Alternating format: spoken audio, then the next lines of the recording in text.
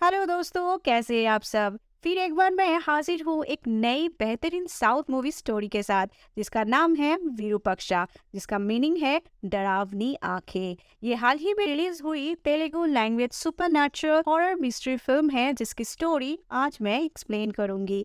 ये movie release हुई थी 21 अप्रैल में। काफी अच्छी मूवी है, आपको काफी मजा आएगा देखने में इसे। काफी यूनिक और इंटरेस्टिंग स्टोरी है इस मूवी की। चलिए देर ना करते हुए सीधा चलते हैं फिल्म की तरफ। मूवी की शुरुआत में 90 दशक की रुद्रवनम नाम का एक छोटा सा गांव देखते हैं। वहां एक आदमी अपने ही घर में रातों के अंधेरे में बैठ के काला जादू कर रहे हैं और मंत्र पढ़ता है। पास में उसकी अपाहिज पत्नी बैठी थी और एक बच्ची की लाश वहां पड़ी हुई थी। जब ये बात गांव वालों को पता चलता है, सब वहां पहुंच जाते हैं। घर में एक लाश रखकर मंत्र पढ़ते हुए देखकर सबको ये लगता है कि ये दोनों कुछ काला जादू कर रहे हैं और वहां का नजारा देखकर सब गुस्से से आग बबूला हो जाते हैं। उस आदमी और उसके बीवी को एक पेड़ में बांधकर गांव वाले जिंदा जला देते हैं। उनके बेटे बहुत कोशिश करता है गांव वालों को रोकने के लिए, पर उसकी बातें कोई नहीं सुनता। मरते मरते उस औरत ने गांव वालों को एक श्राप देकर कहने लगते हैं कि ये गांव जल्दी ही कब्रिस्तान बन जाएगा। उस आदमी के एक बेटे और एक बेटी भी थी। अगले सीन में देखते हैं कि उसके बेटे को गांव के सरपंच एक अनाथालय में एडमिट कर देते हैं, पर वो बच्चा हमेशा अपने आप कुछ मंत्र पढ़ रहा होता है। यहाँ से सीन 12 साल बाद आगे शिफ्ट होता है और यहाँ पे हम देखते हैं एक बुजुर्ग आदमी रात को अपने खेत पर पहरेदारी करने जाते हैं। अचानक वहाँ का माहौल बहुत डरावना होने लगता है। इतनी रात को एक कौवा को जोर जोर से चिल्लाने की आवाज सुनकर वो बुजुर्ग आदमी घबरा जाता है। अब वो बाहर आकर उस कौवा को भगाने की कोशिश करता है। तब वो कौवा उस बुजुर्ग के सिर पर हमला करके वहाँ से चला जाता है। अगले दिन जब उसका बेटा खेत में जाता है तो अपने पिता को वहाँ पे नहीं देख पाता है। उस बुजुर्ग आदमी का कुछ पता नहीं चलता है। अब सीन प्रेजेंट में आ जाता है। मूवी के हीरो सूर्या अपनी माँ और अपनी कजिन के साथ बड़े लंबे समय के बाद उसी गांव में घूमने के लिए आते हैं। दरअसल सूर्या की माँ की काफी सारी जमीन उस गांव में होती है, जिस पर स्कूल बनाने की खातिर वो अपनी जमीन देने के लिए गांव में आ रही थी। गांव में एंट्री करने से पहले अचानक एक मरा हुआ कौवा आके उनके गाड़ी के सामने पड़ता है, जिसे देख के सूर्या की माँ घबरा जाती है और इसे अपशगुन मानने लगती है। लेकिन सूर्या इसे नकार के गांव की ओर चला जाता है। गांव में आने वाली एक फेस्टिवल के लिए गांव के पुजारी कुछ मुहूर्त निकालते रहते हैं, जहां वो एक प्राचीन ग्रंथ के हिसाब से क्या विधि लिखी गई है वो देख रहे होते हैं। दरअसल उस गांव में पूर्वजों द्वारा लिखी गई एक प्राचीन ग्रंथ था, जिसमें हर प्रॉब्लम का सलूशन लिखा हुआ था। और जब भी कोई पूजा या फेस्टिवल गांव में होता था, गांव के पुजारी उस ग्रंथ में लिखी गई बातें गांव वालों को कहते थे और गांव वाले चुपचाप मान भी लेते थे। सूर्य अपनी फैमिली के साथ अपनी मौसी के घर पहुंचता है। उसकी मौसी की एक कानों में कुछ प्रॉब्लम था, ये हम देखते हैं, इसलिए वो हमेशा अपने कानों में कुछ दवाई डालती रहती है। उसी रात सूर्या अपनी भाई के साथ गांव की माहौल और ठंडी हवा की मजा ले रहा होता है कि एक लड़की तब एक मुर्गा को चुरा के ले जा रही थी और उसके मुंह पे कपड़ा भी लगा हुआ था ताकि कोई उसे पहचान ना पाए। ऐसे में एक गांव वाले चोर चोर करके चिल्लाने लगते हैं और सूर्या उस लड़की को पकड़ लेता है, पर वो कौन थी ये देखने से पहले ही लड़की उधर से भाग जाती है। अगले दिन सूर्या अपनी माँ के साथ सरपंच के घर पहुंचता है अपनी जमीन बेचने के सिलसिले में। तभी सूर्या की मुलाकात नंदिनी से होती है। वो सरपंच हरिश्चंद्र प्रसाद की बेटी होती है, पर वहाँ सूर्य को वही सुगंध आता है नंदिनी से जो पिछले रात की उस मुर्गी चोर लड़की से आ रही थी। मौका देख के सूर्य अकेले में जाके नंदिनी से पूछता है कि वो मुर्गा क्यों चोरी कर रही थी। तब वो बताती है कि उस मुर्गा ने मेरी मुर्गी को हरा दिया था, तो मैंने बदला लिया और मुर्गा चोरी कर ली। और नंदिनी ये भी बताती है अब वो मुर्गा तुमने खा लिया है। ये सब बातचीत में वो लोग एक दूसरे के काफी करीब आ जाते हैं और सूर्या नंदिनी को काफी पसंद भी करने लगता है। इसके बाद दिखाया जाता है नंदिनी को बचपन से एक बीमारी थी, जिसके कारण उसे कई बार चक्कर आने लगता था। असल में नंदिनी को मिर्गी की बीमारी थी। इसलिए एक डॉक्टर उसे इंजेक्शन देने उनके घर आते थे। अब फिर से उस बुजुर्ग आदमी को हम देखते हैं जिसे एक कौवा ने रात को हमला किया था। उसे होश आने पर वो देखता है कि उसके मुंह पर कुछ अजीब सा बीमारी हो गया है। उसके बाद नंदिनी के घर में काम करने वाली सुधा और दूसरे गांव का एक लड़का कुमार आपस में चुपके से मिलते हैं। तब हमें पता चलता है कि दोनों सुधा और कुमार एक दूसरे से प्यार करते हैं और उन दोनों को मिलाने के लिए नंदिनी उन दोनों की मदद करती है। नेक्स्ट सीन में सूर्य की माँ आकर अपना घर उसकी मौसी पार्वती के नाम कर देती है। असल में सूर्य की माँ काफी नरम दिल औरत थी और वो कहती है कि हम तो कभी इस गांव में रहने के लिए नहीं आएंगे, तुम रहती हो इस गांव में, इसलिए मैं तुम्हें ये घर सौंपती हूँ। वहाँ नंदिनी सूर्य की माँ की ये अपनापन देखकर थोड़ा इमोशनल हो जाती है। इसके बाद सूर्य नंदिनी को घर पर छोड़ने जाता है और रास्ते में सूर्य उसे अपनी मोहब्बत की इजहार भी करता है। नंदिनी सूर्य के प्यार को ठुकरा देती है, पर वो सूर्य को चाहने लगी थी, लेकिन मजबूर थी क्योंकि उसे गांव छोड़कर नहीं जाना था। अब आगे गांव में फेस्टिवल की तैयारी बड़ी धूमधाम से चलती है और उस फेस्टिवल में शामिल होने के लिए दूसरे गांव से भी लोग आते हैं। इस बीच अचानक से वो बुजुर्ग आदमी आ जाता है सामने और उसे देख के लग रहा था कि मानो वो आदमी किसी और के वश में था। तब गांव वाले उस बुजुर्ग आदमी को ऐसी हालत में देखकर चौंक जाते हैं क्योंकि वो आदमी पिछले एक हफ्ते से लापता था। वो कुछ ना कहकर गांव के मंदिर के ओर चला जाता है। फिर वो मंदिर के अंदर जाके देवी माँ के सामने खून की उल्टी करके मर जाता है। सभी लोग ये देख के बेहद डर जाते हैं क्योंकि उस दिन गांव में पूजा भी हो रही थी और ऐसी मौत होना पूजा के दिन अनर्थ माना जाता है। तब ऐसी अनर्थ होने पर गांव के पुजारी अपने गांव में माने जाने वाला वो पुराना ग्रंथ निकालकर उसका हल निकालते हैं। उनके मुताबिक गांव अभी अपवित्र हो गया है और मनहूस साया गांव में आ गया है, तो पूरे गांव की शुद्धिकरण करना होगा और पूरे गांव में अगले 7 दिन तक किसी का आना जाना बंद किया जाएगा और देवी माँ के मंदिर को भी ताला लगा दिया जाएगा। गांव के बाहर एक घेरा करके गांव को बांध दिया जाएगा। इसलिए शाम होने से पहले उनके फेस्टिवल में आने वाले बाहर की सभी लोगों को वापस जाने के लिए पुजारी कहते हैं। इस बात की घोषणा होने पर उसी दौरान गांव की सरपंच गांव वाले को अनाज बांटते हैं अगले एक हफ्ते के लिए और पुजारी गांव की शुद्धिकरण के लिए पूजा पाठ करने लगते हैं। ये सब सुन के सूर्य की माँ गांव से चले जाने के लिए सोचती है। तब सूर्य जाते जाते नंदिनी उसे मिलना चाहती थी। अचानक उसको चक्कर आने लगता है और मिर्गी की दौरा नंदिनी को पड़ता है, लेकिन उस वक्त डॉक्टर के पास नंदिनी को देने वाला इंजेक्शन नहीं था। तब डॉक्टर एक आदमी के जरिए अपनी क्लिनिक से इंजेक्शन मंगवाता है। वह सूर्य घर जाते वक्त रास्ते में देखता है कि किसी का एक्सीडेंट हुआ है। फिर बाद में पता चलता है कि वो कोई और नहीं बल्कि नंदिनी के लिए इंजेक्शन लेके आने वाला आदमी ही था। शाम होने से पहले उस इंजेक्शन को नंदिनी के पास पहुंचाना था, इसलिए सूर्य खुद उस इंजेक्शन को लेकर अकेले ही चला जाता है गांव के अंदर। बाद में नंदिनी को इंजेक्शन देने पर वो ठीक हो जाती है। उस दिन शाम होने से पहले गांव को सील किया जाता है, जिसके वजह से सूर्य गांव छोड़ के बाहर नहीं जा पाता है अगले एक हफ्ते के लिए। उस रात सुधा कुमार के साथ भागने का प्लान बनाती है क्योंकि उसे सिटी में जाकर कुमार के साथ घर बसाना था। इसलिए कुमार से मिलने के लिए छिपके से वो गांव की बाहर चली जाती है। उधर स्टेशन पर पहले से ही कुमार आकर वेट करता है सुधा की और वो लोग अपनी फ्यूचर प्लानिंग करते रहते हैं स्टेशन में बैठ के। ट्रेन आने वाला होता है। दोनों के बीच बातचीत के दौरान कुमार थोड़ा पीछे चला जाता है कि तभी एक ट्रेन आकर कुमार को कुचल देती है और वहां कुमार का मौत हो जाता है।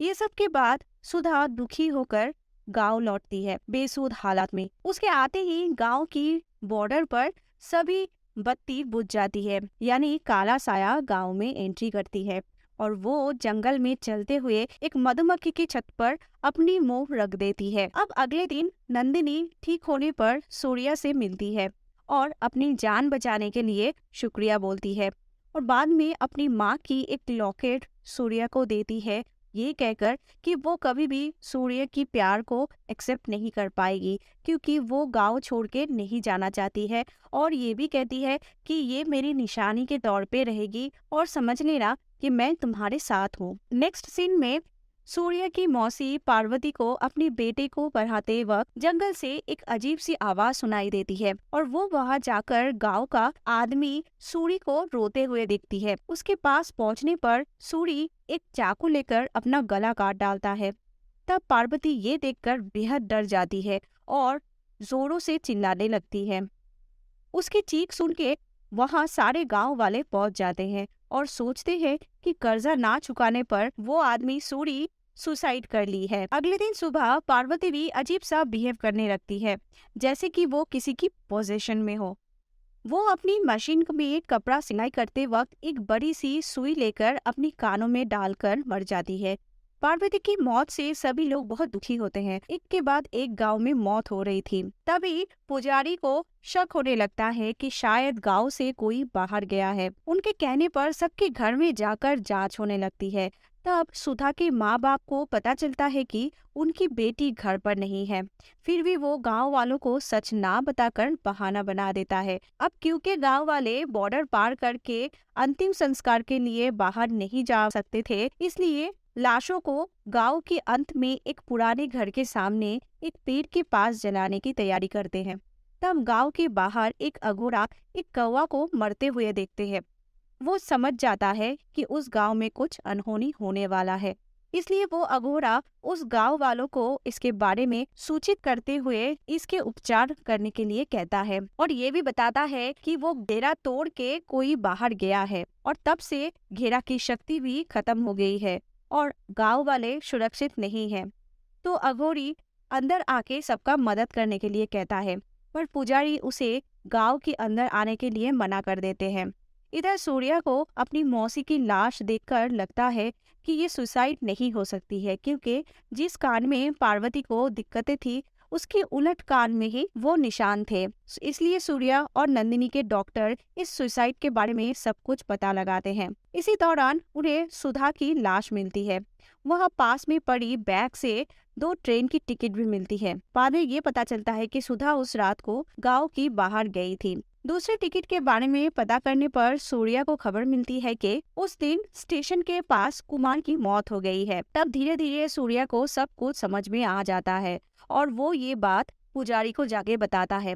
पहले कुमार, उसके बाद सुधा की मौत हुई। उसे देखने वाला सूरी था और इस वजह से सूरी का भी मौत हो गया और सूरी की मौत उसकी मौसी पार्वती के सामने हुआ था। यानी जो कोई दूसरे की मौत देखता है, बाद में उसकी ही मौत हो जाती है। वहाँ सूर्य को याद आ जाता है कि पार्वती के मौत से पहले नंदिनी उसके पास गई थी, यानी अब नंदिनी की जान खतरे में थी। वहाँ पता चलता है कि नंदिनी गांव के उस पुराने घर की ओर जा रही है। वहाँ सामने एक कुएं में वो कूद जाती है। ये देखते हुए सूर्या उसे वहाँ से बचा लेती है। तब पुजारी ये सब कुछ देखकर कहने लगते हैं कि ये सब सुधा की वजह से ही हुआ है। उसने गांव के बाहर कदम रखने की वजह से ही बुरी आत्मा फिर से जग गई है। इसके बाद सूर्या डॉक्टर से 12 साल पहले गांव की श्राप के बारे में कुछ सुनने लगता है, क्योंकि पुजारी 12 साल पहले ही एक श्राप के बारे में बताता है। तब सूर्या डॉक्टर से उस श्राप के बारे में पूछता है। तब वो डॉक्टर बताता है कि 12 साल पहले उस समय गांव में अचानक महामारी की वजह से कई सारे छोटे बच्चे मरने लगे थे। उस वक्त वेंकट चलपति के फैमिली गांव में रहने आते हैं। उनके 2 बच्चे थे, पर उन्हें कुछ ना होने पर गांव वालों को वेंकट के ऊपर शक होता है। उस महामारी से बचने के लिए गांव वाले महामृत्युंजय का हवन करने वाले थे। उसके पहले रात को ही वेंकट एक बच्ची की लाश को घर में रखकर कुछ काला जादू कर रहे थे। ये सब गांव वाले देखकर वेंकट और उसके पत्नी को उस पेड़ के सामने जिंदा जला दिए थे। उसके बाद उस घर से कुछ अजीब सी आवाज सुनाई पड़ती है और कुछ लोग एक काला साया को भी देखने लगे थे। इसलिए पुजारी कुछ पूजा पाठ करके उस घर को ताला लगा दिया था। आगे देखते हैं कि सूर्या डॉक्टर को लेकर उस बंद घर में एंट्री करता है, क्योंकि सूर्या को लगता था कि यदि इसी घर से सब कुछ शुरू हुआ था, इस सवाल की जवाब मिलेगा। वहाँ उन्हें पता चलता है कि उस घर में उनसे पहले कोई आया था। वहाँ वेंकट की फैमिली फोटो के साथ उनकी लिखी गई किताब भी सूर्या को मिलता है। इधर नंदिनी के शरीर से उस बुरी आत्मा को निकालने का एक तरीका पुजारी जी बताते हैं। नंदिनी को जिंदा जलाने से वो बुरी आत्मा का सर्वनाश होगा, वरना उसकी मरते हुए अगर कोई देख लेता है तो उसकी भी मौत हो सकती है। उस टाइम नंदिनी को जिंदा जलाने से पहले सूर्या वहां पहुंच जाता है और पूरी गांव से उस श्राप से मुक्त करने के लिए 8 घंटे का समय मांगता है। और कड़ी मुकाबला का सामना करते हुए सूर्या उस गांव की बाहर जाता है, क्योंकि किसी भी हालत में उसे वेंकट की बेटे के बारे में पता लगाना था। वहां से सूर्या जाता है वही अनाथालय जहां वेंकट की बेटे वीरवा को बचपन में छोड़ा गया था। और उधर वीरवा के बारे में एक औरत से पता चलता है कि वो सभी बच्चों की तरह बर्ताव नहीं कर रहा था। वो हमेशा कुछ ना कुछ बड़बड़ा रहा था और किसी के साथ भी उसकी दोस्ती नहीं थी। वो दिन भर बैठ के कौवा से बातें किया करता था और वो दिन भर कहीं गायब हो जाता था। एक दिन उसके पति वीरवा को ढूंढते हुए उसे एक जंगल में पाए और उसे बहुत डांटने लगे थे।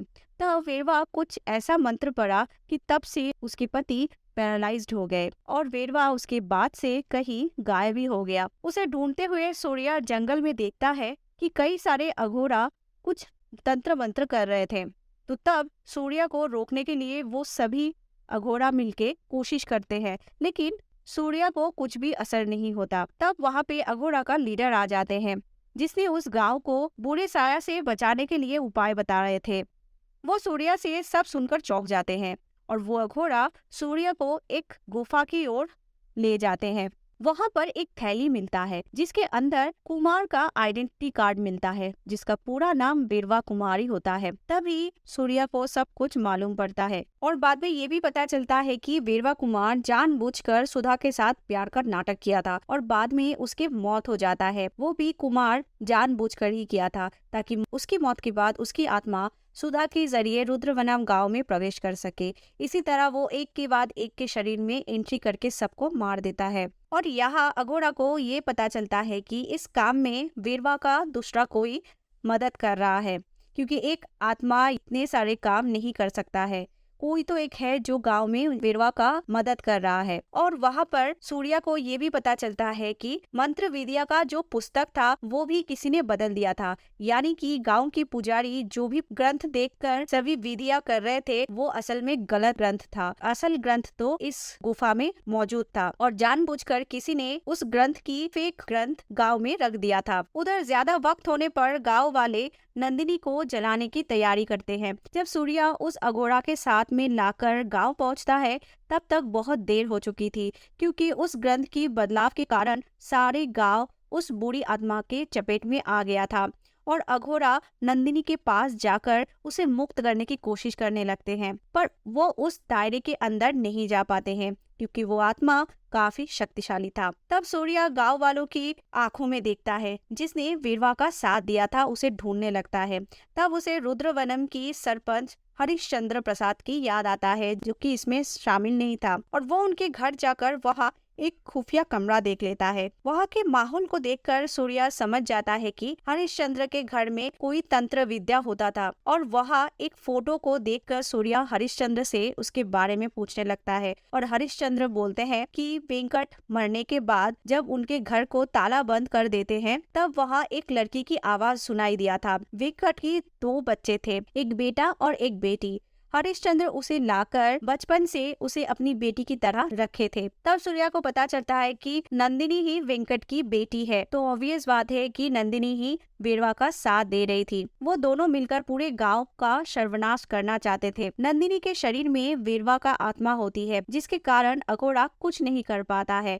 अचानक नंदिनी अपने मंत्रों से उसी पेड़ में आग लगा देती है जहां उसके माँ बाप को गांव वाले जिंदा जला दिए थे, और इसके बाद सभी गांव वालों उसी पेड़ के पास आकर खुदकुशी करने वाले थे। तब सूर्या वहां पहुंच जाता है और नंदिनी को ऐसा करने से मना करता है, पर वीरवा और नंदिनी अपने माँ बाप को बेकसूर बताते हुए सच्चाई बताता है। अब कहानी फिर से फ्लैशबैक में चली जाती है। नंदिनी की माँ की पैरालिसिस की वजह से उसके पापा कई दवा देकर ठीक करने की कोशिश कर रहे थे, पर उसकी माँ ठीक नहीं हो रही थी। तब उसके पापा को मंत्र तंत्र के बारे में पता चलता है, जिसके जरिए नंदिनी के माँ को ठीक किया जा सकता था। वो कई सारे मंत्रों के जरिए सभी शक्ति को एक लॉकेट में बंद करके रख लिया था और उस लॉकेट को उसकी माँ के गले में डाल दिए थे ताकि वो जल्दी ही ठीक हो जाए। और बाद में हॉस्पिटल जाके एक मरी हुई बच्ची की डेड बॉडी लाकर उसकी शक्ति को नंदिनी की माँ के शरीर में देना चाहते थे। उस रात पूजा करते वक्त गांव वाले कुछ गलत सोचकर उन्हें जिंदा मार दिए। ये देखकर नंदिनी बेहोश हो गई थी। 4 दिन बाद उसकी होश आने पर हरिश्चंद्र प्रसाद ने उसे गोद ले लिया था और उस दिन से नंदिनी अपनी माँ बाप का बदला लेने के लिए सोच रही थी। और कुछ साल बाद वो अपनी घर जाती है और वहाँ अपना भाई वीरवा से मिलती है। दोनों उस दिन से मंत्र तंत्र करना शुरू कर देते हैं और नंदिनी ने जानबूझकर उस ग्रंथ की अदला बदली कर दी थी। ये सुनकर सूर्या उसे समझाने लगते हैं और वो ये बताते हैं कि गांव वाले ने जो किया वो गलत था, पर आज नंदिनी जो करने जा रही है वो भी गलत करने जा रही है और ये वो जानबूझकर कर रही है। उन्हें मारने से पहले तुम्हें मेरा सामना करना होगा। तब वीरवा का आत्मा नंदिनी के शरीर से बाहर आकर सूर्या का सामना करता है। उस हमले में सूर्या का कुछ नहीं होता है क्योंकि नंदिनी ने सूर्य को पहले ही अपनी माँ की उस लॉकेट को दे रखी थी। इसी वजह से वीरवा का मंत्र विद्या सूर्या के ऊपर काम नहीं कर रहा था। लास्ट में गांव वालों को बचाने के लिए सूर्या के पास दूसरा और कोई ऑप्शन ना होने पर वो नंदिनी को चाकू से वार करता है और नंदिनी की मौत हो जाती है। बाद में वीरवा नंदिनी के शरीर से चला जाता है और पूरे गांव वालों के शरीर से वो काला जादू का साया हट जाती है। मूवी के एंड में देखते हैं कि नंदिनी की अंतिम संस्कार के बाद सूर्या की आंखों में एक अजब सा चमक आती है और यहीं पर इस मूवी की कहानी खत्म हो जाती है। आपको दोस्तों इस मूवी की कहानी कैसा लगा जरूर कमेंट में बताना और वीडियो को लाइक करना, चैनल को सब्सक्राइब करना मत भूलना। Thank you for watching.